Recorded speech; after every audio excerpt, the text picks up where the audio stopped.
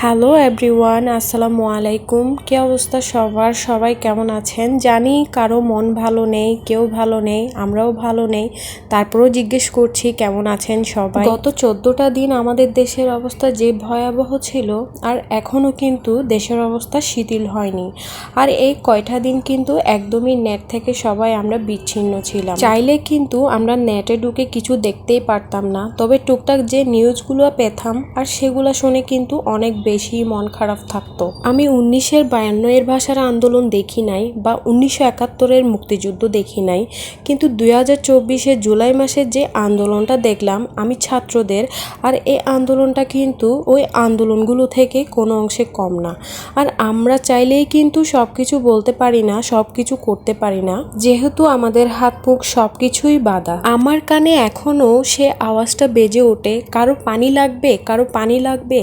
এই ভিডিওটি যতবার আমার চোখের সামনে পড়ে ততবারই আমার চোখ দিয়ে অনবরত পানি ঝরতেই থাকে। এত এত হাজার হাজার ভাই এবং বোনের মৃত্যু, আসলে এটা হচ্ছে মেনে নেওয়ার মতোই না। পুরো জুলাই মাসটাই যেন ছিল অভিশপ্ত, প্রতি সন্ধ্যা ছিল রক্তাক্ত।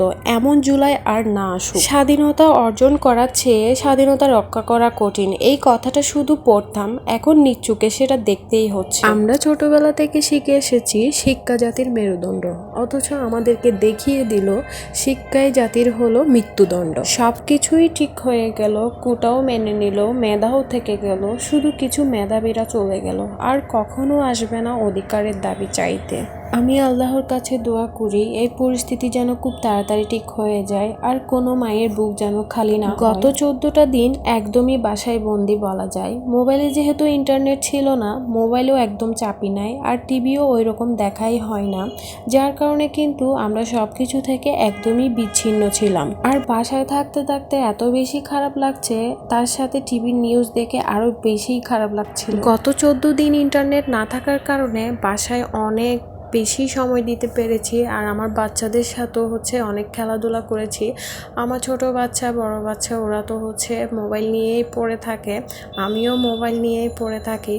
সো ইন্টারনেট বন্ধ থাকার কারণে বাচ্চাদেরকে সময় দিতে পেরেছি, বাচ্চাদের সাথে খেলা করেছি। এই 14 দিন আপনাদের কেমন কেটেছে সেটা আমার সাথে শেয়ার করতে পারেন। যাই হোক, আমাদের জীবনের সব ইচ্ছে কি কখনোই পূরণ হয় না?